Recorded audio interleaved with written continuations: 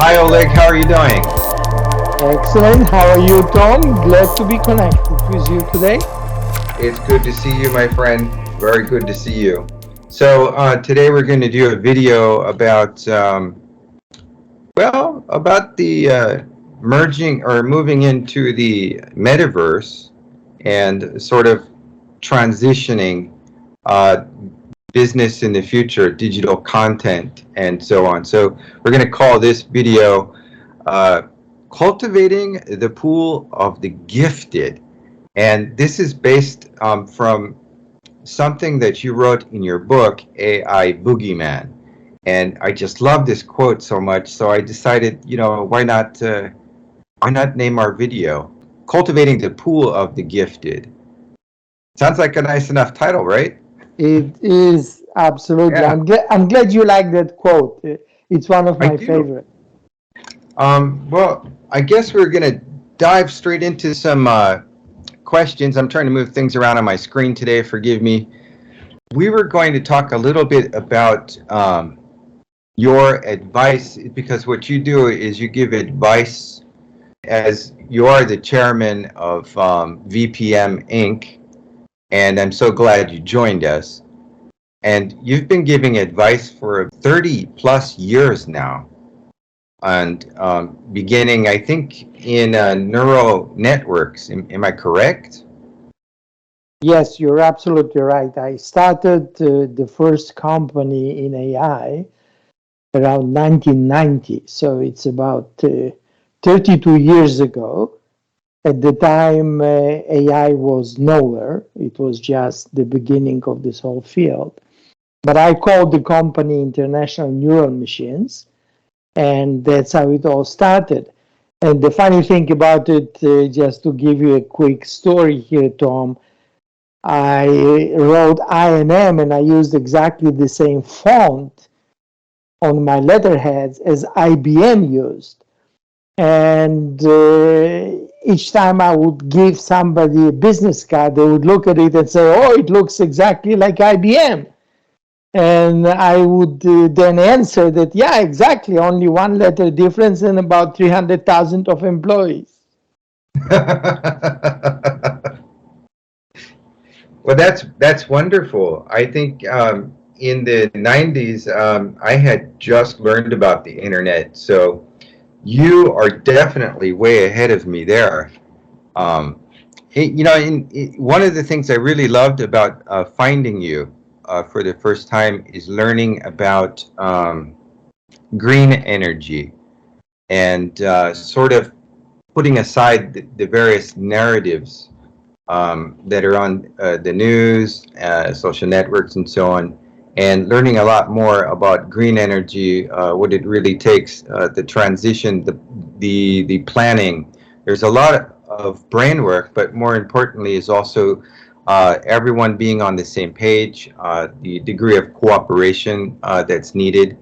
And so your book commands respect very much. And so I'm really glad I found your book, and that was one of the things that brought me to you. But more so is the advice that you've given, and I've decided to pull 3 points of advice that I really like from your book. And I wanted to ask you, how passionate are you today about what you said, particularly the following 3 big advices that I'd like to emphasize? Please. Uh, Creating new and uncontested market space instead of competing in the existing market, and then creating and capturing new demand instead of trying to exploit the existing demand only. And the third one is making the competition irrelevant instead of trying to beat the competition at their own game. And so these are very strong points. And do you still feel the same way? And well, I'd also add, it's not the biggest, but the most curious and open-minded entity that survives, quote. And I think that challenges a majority of views out there. What do you have to say about it? Well, first of all, thank you for picking those quotes from the book, Tom. Mhm. I'm very pleased that you asked about it because I'm still very passionate about what I said, and I will explain to you why. But you mentioned in your questions a couple of times the word curiosity. And this is Yeah. what immediately became obvious to me after our first conversation, that you are a very curious man. And it's a great compliment because it was Dorothy Parker who many years ago said one of my favorite quotes, and she said, "Curiosity is a cure for boredom." And she said, Yeah, there is no cure for curiosity. that's So, true. so essentially, I congratulate you for having such an inquisitive mind and being curious and asking me over the last year or so a lot of questions. And I think it's a good testament to someone who is curious and open minded. And one of the best entrepreneurs ever there, Steve Jobs, was exactly that kind of person. He would ask a lot of people for advice. He would talk to whomever he can talk and be very curious about many things when he was young. So you're definitely on a good pedestal here. But going back to your question about those three specific comments, it comes from a very famous framework developed by INSEAD in France. And this is one of the absolutely best business school in the world. And they came up with this framework called BOS, Blue Ocean Strategy. And this is what they were saying for years, that first of all, what is a blue ocean? Blue ocean is a place that you create to swim for yourself instead of being in the red ocean and swim with all the sharks and having a bloody water around you. And the idea here is this is the metaphor to the competition. And they've said it for many years that instead of competing with others, create a value innovation that you will not be competing with anyone. You offer something completely brand new that others don't. So get yourself into this blue ocean mode and create something of value instead of trying to compete. Definitely never compete on price. Do not try to create less value for a lower price because that's not the way to go. They absolutely recommend to create much higher value at a lower price. And in this case, you are really achieving what they call a value innovation. But it all comes from this blue ocean strategy, and I very strongly recommend to read about it. And those are the quotes that I, of course, modified to entrepreneurship, but that's where is it coming from, Tom? Wow. Man, that is a fantastic story. Yeah, I guess once we dig ourselves a hole, um, it's hard to get out of it if we get drawn into the opposite state of mind that you were referring to, the competitiveness. Um, I was thinking today, because we have a certain amount of time to do this video, and we can come back and do some more interviews if you'd like to. I thought we should delve straight into the heart of the matter today, which is the metaverse. Everyone's talking about this metaverse. It's a great marketing word, but what is it? Everybody's wondering, what is the metaverse? Now, I kind of have my point of view of what I think it is, and I think it's what you want it to be. It's what we're building it now, I think. But what do you think is this metaverse? You know, the CEO of Facebook, they changed their name to Meta. It must be pretty important then, right? Absolutely. I think that you hit this nail on its head. This is where I also see the importance of that. And Mark Zuckerberg from Facebook is definitely one of those visionaries. that sees the future. And I look at metaverse in a very simplistic way because everybody understands it's a combination of virtual reality, augmented reality. But I look at it as what really happened over the years. And I see the world basically progressing toward different dimensions. Don't forget, 30 years ago, you mentioned, when the internet started to be deployed, we were using emails. So you're talking about text, sending text to people, and this was really one-dimensional. You send streams of text, and people read the text, and that's how you interact. And as technology improved, and Windows came along, and PowerPoints and everything else, we started to have a great two-dimensional interaction. We started to have great presentations because the bandwidth was there, and we could have audio and video, and we could combine those different modalities. But essentially, we moved from one-dimensional text to two-dimensional presentations.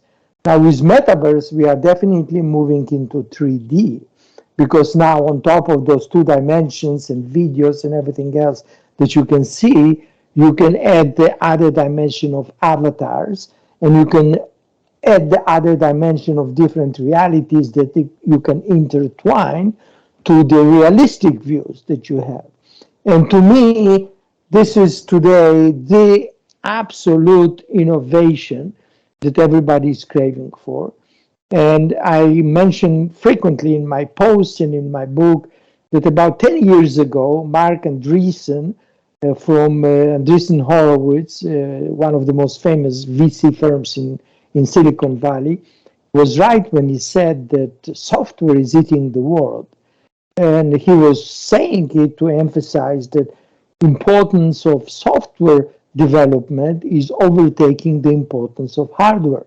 And it never happened before. It was all about hardware, and software was just a byproduct of utilizing good hardware. Now, as the dominance of software grew, he stated that software is eating the world. And he was right. Now, guess what? 10 years from that statement, I contend that today content is eating the world. The content becomes the most valuable commodity because we have today ways to absorb it. That's why the Netflixes of this world and the Prime Videos and Disney Videos and all those other channels and Hulus and what have you are in such popularity because they deliver content at varieties of options. And that's why video games became so popular because they deliver exceptional experiences through the content they provide. So to me, Metaverse is really the enabling factor of the 3D content that is going to proliferate each and every field that we are talking about. The same way we said digitization did it, AI is doing it in so many different basically markets and segments. The same will happen with Metaverse because it can be applicable to all. It can be applicable to healthcare, and you can have today already avatars that do a lot of customer service work and a lot of basically work done with other applications. You have financial advisor avatars, you have fintech implementations of that kind of metaverse. Games are today at the level you've never seen before, with the aspect of realistic delivery and everything else. So we see today how important it becomes. But let me tell you a story that perhaps will put it in the right perspective, Tom.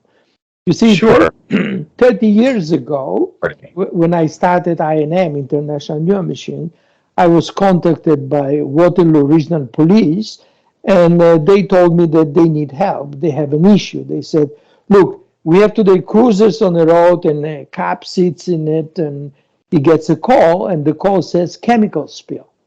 Now, what do? Instead of rushing to the accident, guess what's happening, Oleg, the chief of police told me.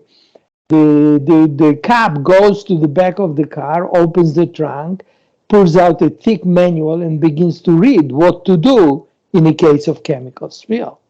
and it prevents us from doing anything because that's the procedure, that's the process. He said, would it be absolutely great if we could drive and somebody could read to them what has to be done? And we developed the application that could understand keywords like chemical spill for police application. And when the cop was driving to the scene, we would read to him the manual that tells exactly what to do in cases of chemical spill. And he could go back and forth and et cetera, et cetera. So this was really the beginning of this type of interaction. But then we said to ourselves, well, why would we use some mechanical voice on a speech synthesizer? Why wouldn't we go to Arnold Schwarzenegger and use his voice if somebody wants to pick up Arnold Schwarzenegger or some other movie star, if they want to hear this particular movie star? And we developed a program that will ask them to read only 3 sentences. And by deciphering those sentences and syllables, we could recreate the voice synthesis of these people. And basically, you could hear synthesis in any voice that you choose. So this is what happened, Tom, when we started to develop slightly more sophisticated speech synthesis. Well, guess what? With Metaverse, you could have an avatar of Arnold Schwarzenegger talking in his voice, and this might be your perfect avatar for a lot of applications because you like in particular Arnold Schwarzenegger, and you may want his avatars to do all kind of interactions for you. So this is where I see the actual future evolving from the story I was just telling you a few minutes ago. Wow, that's amazing. And then I'm familiar with some of these avatars from earlier explorations of what could have been sort of like the metaverse that we're heading towards today. Is there was a website called worlds.com, and that was a website where you would have an avatar and you would explore these virtual worlds back then on your PC computer. And I tried that out for a while. I met a Japanese girl who was working in Essex in England. I met a number of other people over in the Philippines. In the, like you said, the rich experiences that we can have by interacting with an avatar in these virtual worlds is extraordinary. And I mean, the sky's the limit, and the technology as it evolves will allow us to do so much more, and it's evolving exponentially. I agree. And you actually are in a very good position to contribute to this whole space, Tom, because you have a perfect character, a Herr Doctor, which appears in every comic and every comic strip that you create. And this is fantastic because I see a lot of those kind of characters coming to life and become intertwined with a lot of users, not only in gaming, but in everyday interactions. And that's why I saw such a huge potential in turning the body of work that you have there in terms of existing comic books and existing basically ebooks and audiobooks and everything else, and take this beloved character by so many and introduce such character to millions. Absolutely. And I mean, that character is so much fun because he's not necessarily expected to follow all the rules or conventions, and yet I think he's actually a pretty good guy. Look, I mean, behind the mask and behind everything else. But look, we see today technology catching up with all the creativity that you showed over the years, because you see the same goggles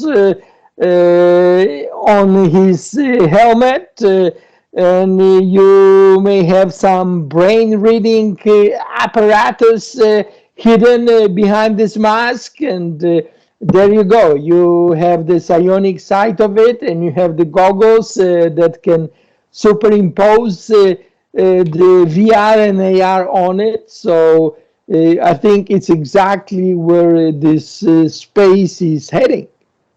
Well, it is. And so with the help of my audience and contributors, we funded a project to get some of these EEG headgear from Emotive. And this is a wonderful device right here. I augmented it a little bit, of course. I couldn't help myself.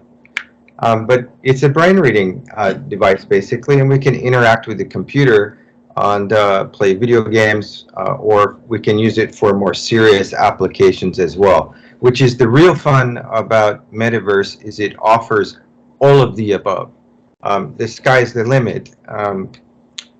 And so there's a lot that we can do in terms of whether it's playing games or even playing games to learn another language, such as I used to use role-playing games for teaching English in Japan to almost all age levels, from very young school, grade school children up to seniors and working professional adults. And of course, going back to the what you were saying about, it used to be about hardware, and then now, you know, we're advancing beyond that. It's amazing that, like as I just showed you these tools, what we used to use in the area of psionics was these old heavy boxes, you know, the old, I can show you the wiring of these things, because it used to be very time consuming to put these together. And we have these wonderful wired boxes, but now everything can be digital, and it can be fun, like as in playing a game, such as the headband I just showed you. Well, look, it's not only games. I have to tell you that take the fintech and financial services, for example. Now, a lot of basically representatives of some of the largest firms, let's say in wealth management, they undergo courses of many, many weeks of preparation, how to talk to customers, how to react to specific customers, how to present specific portfolios to different customers. And they learn role playing by interacting with real actors. So those financial firms would employ actors who would come to those sessions, to those classes, and pretend to be a 60 years old widow or somebody else who needs special attention, and help the wealth management, for example, folks, to craft a specific approach and to address those individuals effectively. Now imagine with Metaverse, you can do it all virtually, and you can have the best actors or the best avatars you would like to have for those kind of training purposes. So I think it could be huge from that perspective, and that's why so many financial firms and others are so much interested in seeing the evolution of this technology further. Yeah, I think so too. I mean, just the application of being able to see in front of you by wearing an apparatus such as these AR visor. There's even a wearable computer that, as we saw, like with Magic Leap, has a wearable computer that's fantastic what it could do for medical industry. Or fixing a car. You know, if your car breaks down, you can see what to do.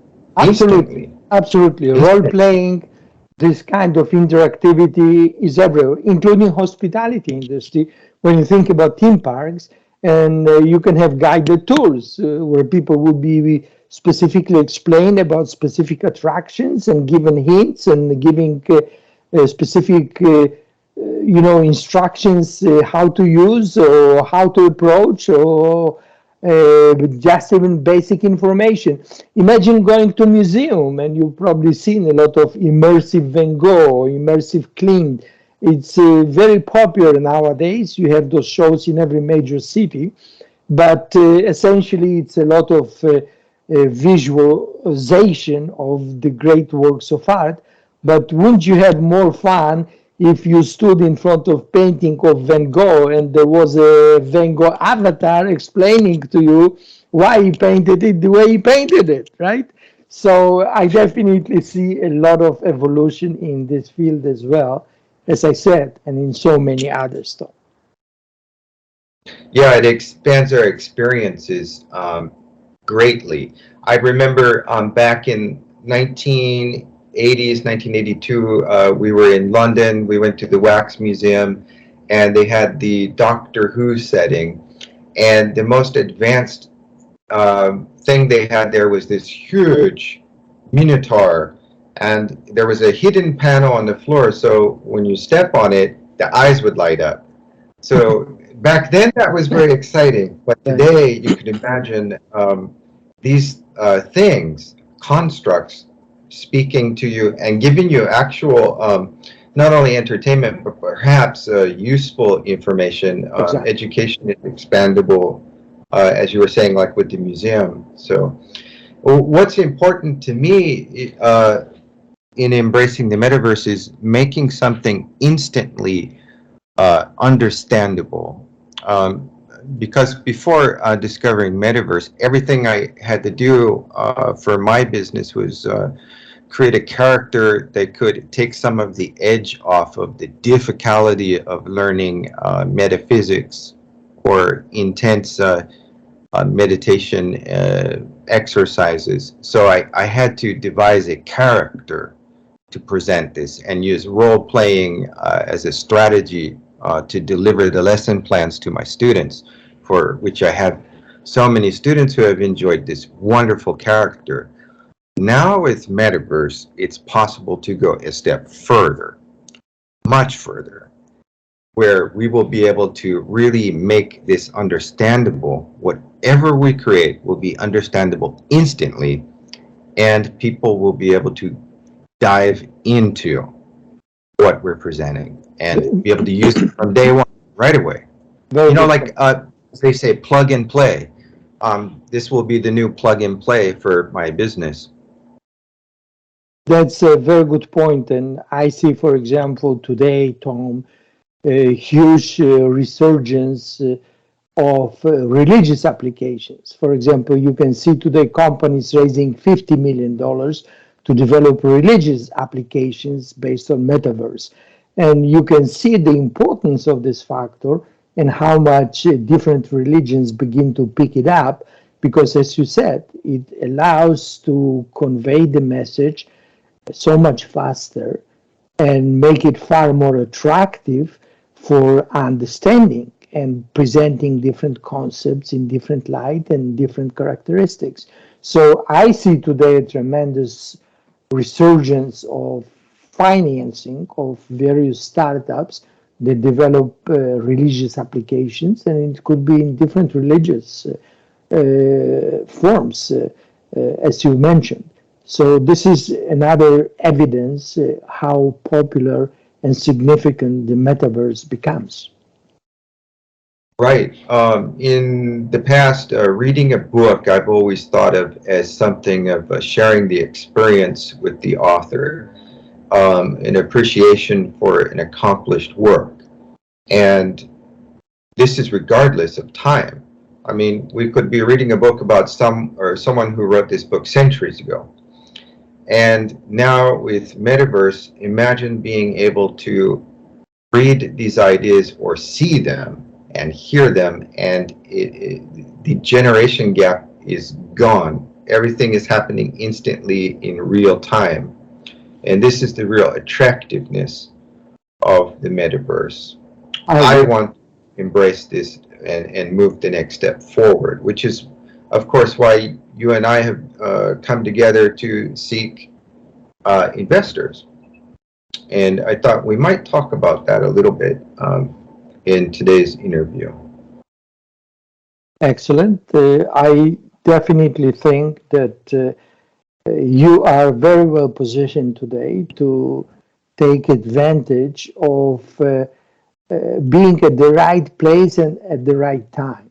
And I've always said it for many, many years that when entrepreneurs are successful, usually it's because they are ready, they are prepared, they can pounce on the opportunity very, very quickly because they are completely prepared to do so. And also, they are at the right time, at the right place. And being at the right time and the right place, it's about 33% of success. So you can have everything else and you'll be only 60% successful. If the timing is not right, it will be very difficult for you to succeed. So the timing is definitely right. I see a company like VRilock Psionics Metaverse very well positioned in a couple of areas. First of all, crowdsourcing and crowdfunding is also a brand new metaphor to investment that didn't exist a couple of years ago. And you have today ability to appeal to millions of investors worldwide.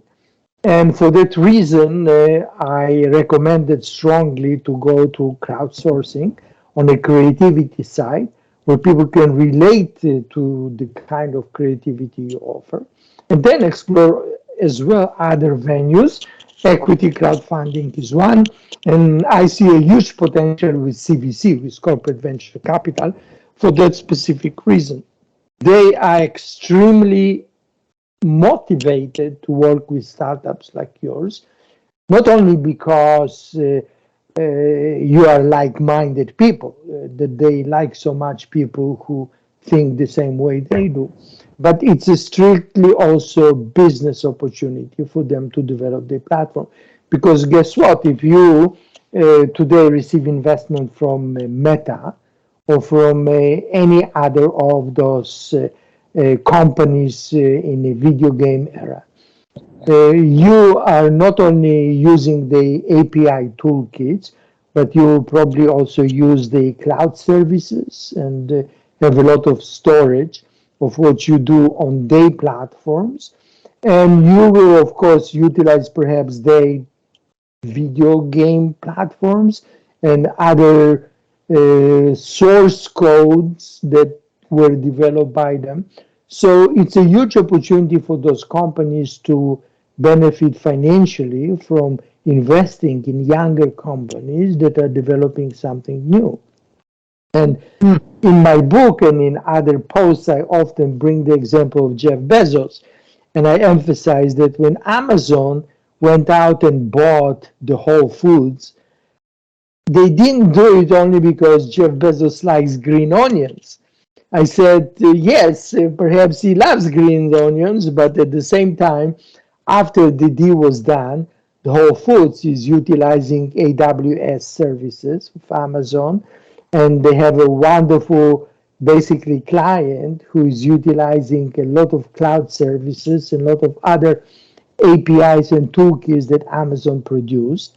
And this affects the revenue side of Amazon because it brings revenue from those specific startups.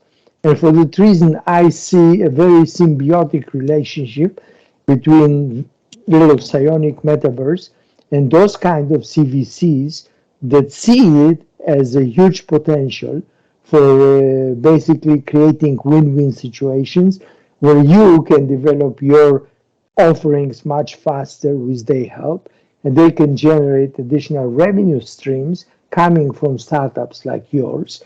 And also, if the startup is successful and becomes a unicorn, guess what? There is also a very nice payback on exit.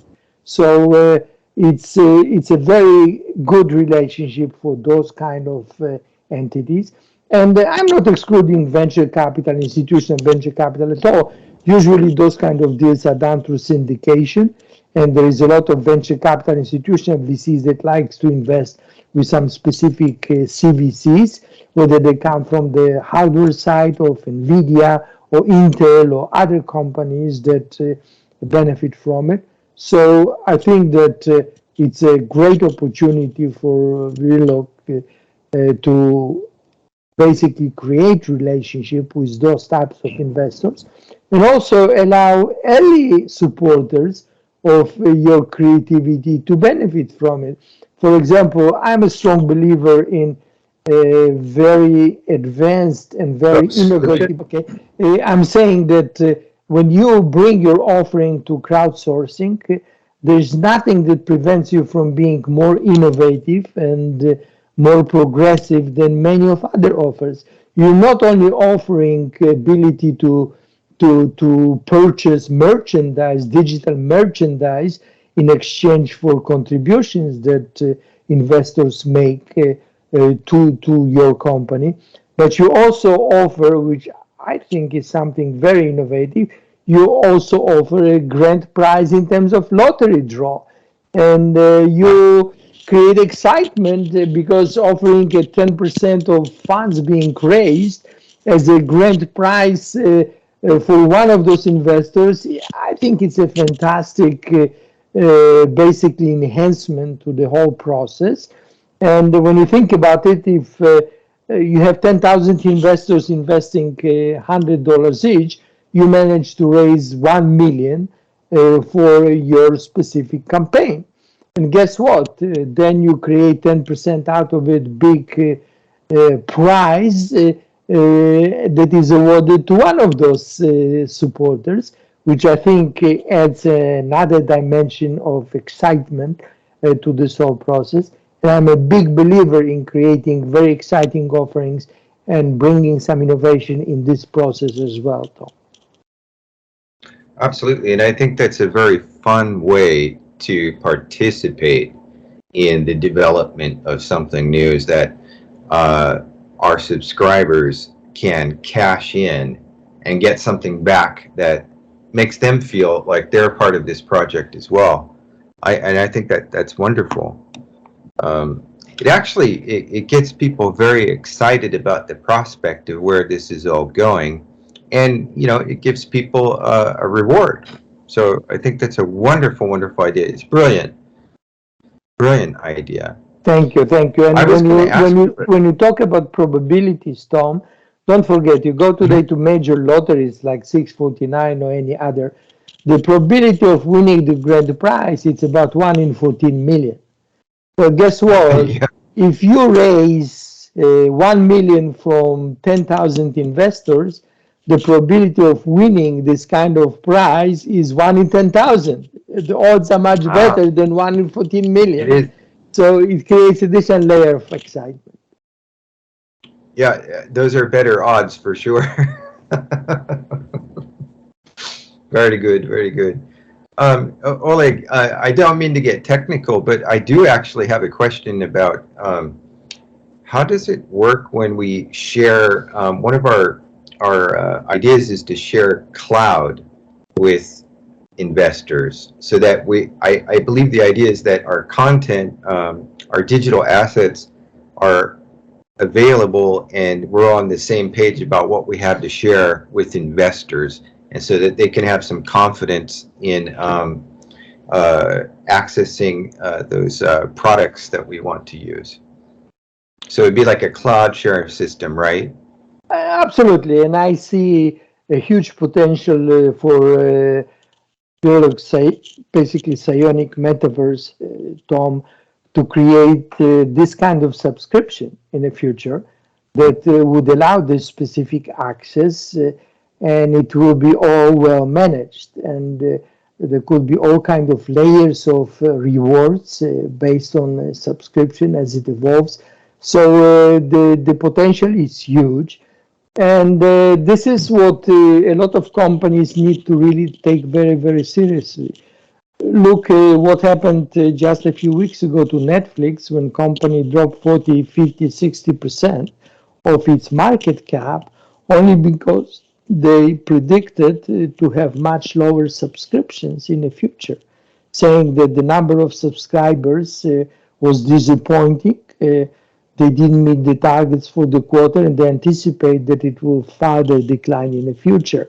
Well, guess what? If you are not innovating your subscription model, if you are not adding additional excitement, and if you are just competing with other services who are identical to yours in a way, you are in the red ocean. Going back to your first question, you didn't create your blue ocean that would differentiate your position.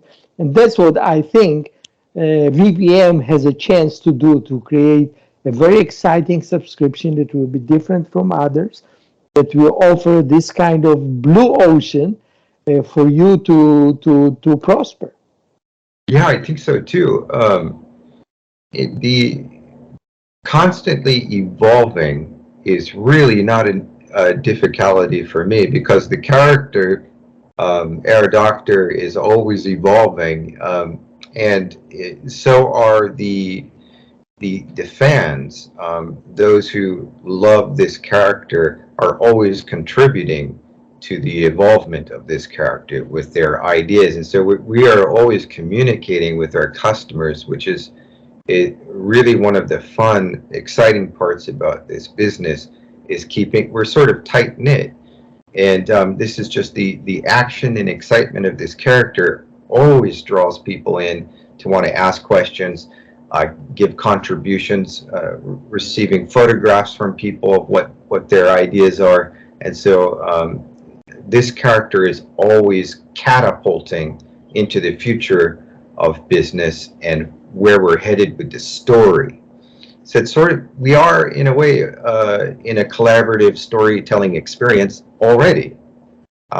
It's just a matter of where are we going next with this, and that is where we come to this point of bringing in together investors who want to move this forward and get in on the action now, before it's too late, right?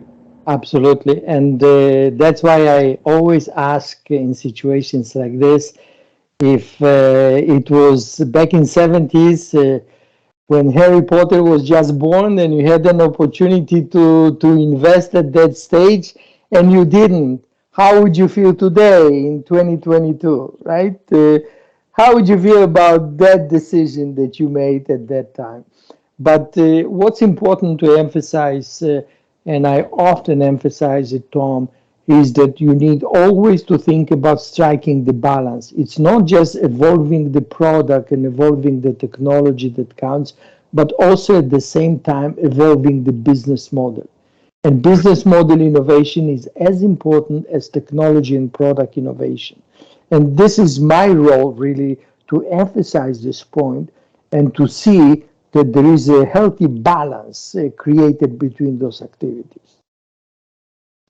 Yeah, I would like to know a lot more about evolving the business model. That's absolutely where my focus and attention is on right now, is how do we transform? How do we do more and better?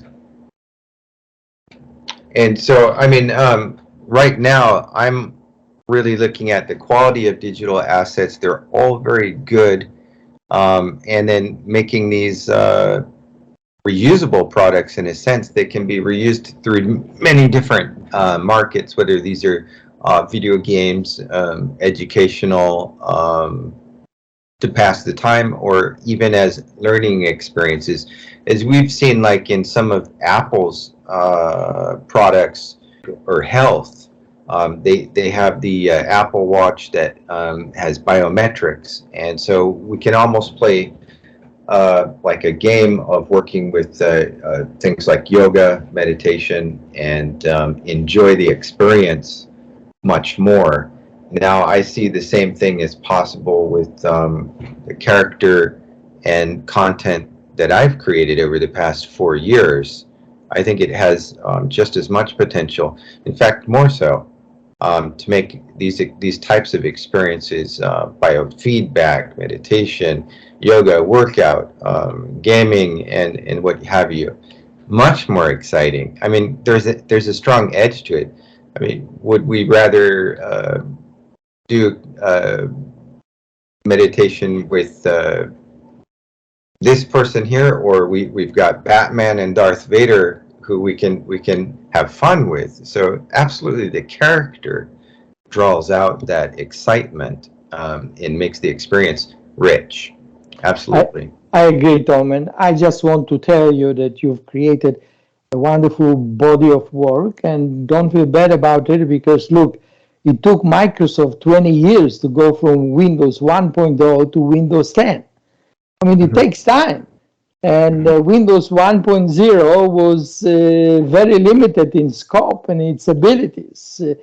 Look what happens now 20 years later when there is Windows 10 and Windows 11 on the market.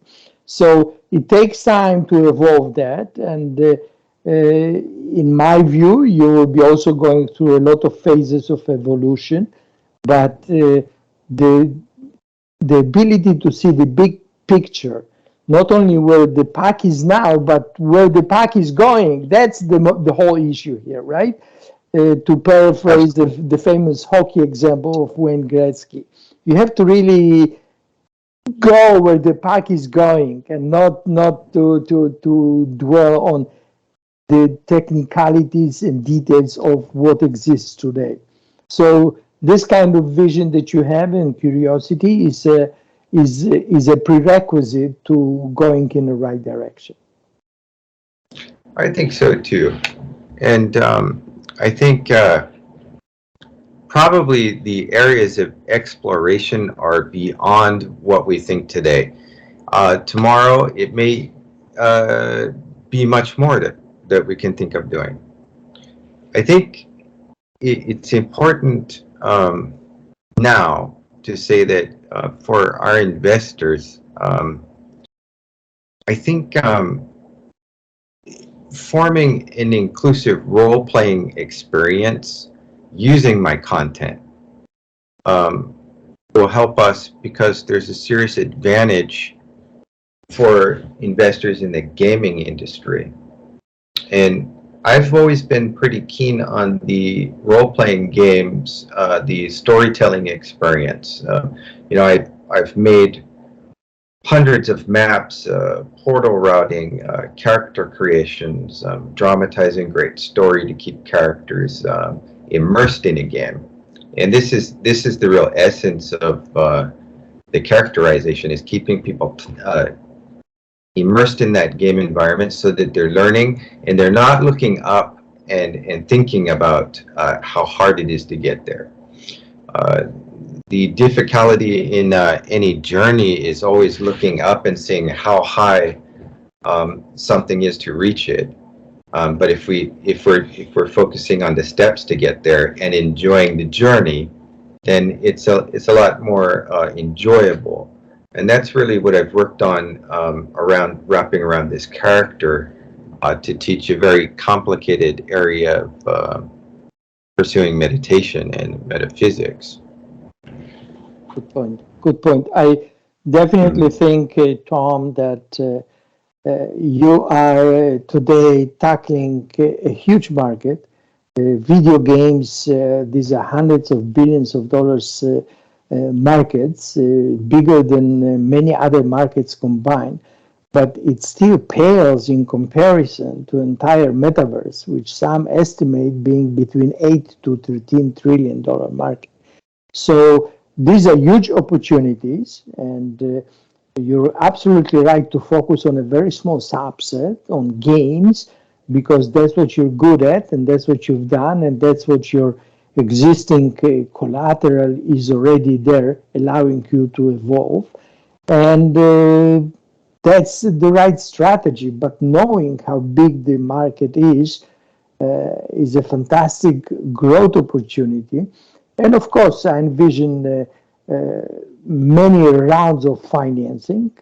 This is just the beginning. A lot of companies, they start with pre-seed or seed stage investment. They go to crowdsourcing and they get some initial support getting there. But this is how you develop the base of loyalists that will be with you and support you in those journeys. And then they can come back and participate in those other rounds of financing as well, and allow you to build a very significant enterprise. Well, I think that we're onto something very wonderful in Metaverse. I'm still defining what it is. I think as we began the conversation, it's really about what we're building now is going to determine what Metaverse will be. And at the moment, we're sort of imagining it. what it's going to be. But the tools are there. Um, it's just a matter of bringing the right people together and moving forward. So I had a couple of questions that are a little off subject, if you don't mind, Oleg. Go ahead. I understand I, it's already late, but you know, ask those questions. I'm here to answer them the best I can. yeah, we're approaching the hour, and so I have a few minutes left. And I was going to ask about what do you think is going to be the financial backbone of this metaverse? Is it going to be blockchain? Are we going to be using cryptocurrencies? Is there really any difference between these cryptocurrencies and these NFTs? Or are we going to have digital cash? Um, should I take that cash out of my mattress and convert that into Bitcoin or something? Or what do you think? Well, I'm a huge believer in blockchains, and I'm a believer in blockchains for a simple reason. Fraud is a big issue. Right. And without something as fundamental as blockchains, it's getting more and more difficult to prevent fraud and to preserve authenticity. So whether people like crypto or not, and whether they are dead against competing with regulators and going head to head in those prolonged battles with them, it's a different issues. Blockchain, in my mind, are the real backbone of the evolution of something that is far more secure, far more authentic, and we'll see how NFTs are evolving and other sides of this. But in my opinion, blockchain is definitely there to stay. I think everyone should invest in VRilock coins. Well, especially after last week when some of those coins didn't do so well, I would advise a word of caution. So let's focus on her doctor and not his coins at the moment. I agree. It's better safe than sorry in when it comes to digital currencies. That's for sure. Um, Oleg, I wanted to thank you for joining me tonight, and hopefully we can do this again. My gosh, the time has already flown so quickly. We're having so much fun. We are at about the top of the hour. Is there anything you'd like to add to our conversation about the metaverse to encourage people to take a look at it? I definitely would encourage everyone to look at Indiegogo and your present campaign, because this is the way to move forward. And by enabling you to start creating traction, opens a lot of doors in front of institutional VCs or corporate venture capital and etc. because they look for traction. You have already today traction in terms of content that you created, which is very good. Now it's important to show that there is really support for what you're doing, because in a way, what you've done with going on Indiegogo side and starting the campaign, you got out of the building and you go out there and you test the validity of your hypothesis. You say, I can do A, B, C, D. Let's see how people vote with their wallets. So I think that Absolutely. it's very important to remind everyone that it's extremely important to support those kind of activities, and that it can be just the beginning of something much bigger to come.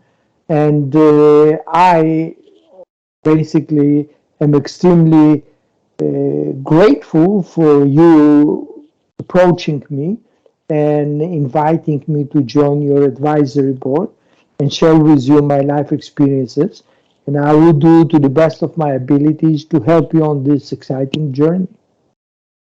Thank you, Oleg. It's not every day that your favorite author gets to be your advisory chairman.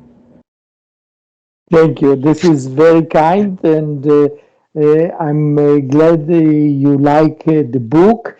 I know that you quoted extensively from that book, and I couldn't be happier to see that it's extremely gratifying. Thank you for that, Tom.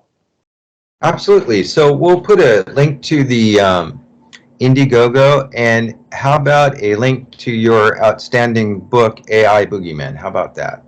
Please, Would you like to? this would be fantastic. It's available on Amazon. People can get it in paperback or in basically a digital version. I'll be delighted to share basically some comments with readers and viewers, and let's make sure that the campaign on Indiegogo today is a huge success, Tom. Absolutely, will do. All right, Oleg, thank you so much for joining me, and let's get together and do this again soon. My pleasure. All the best. All right, bye-bye. Bye.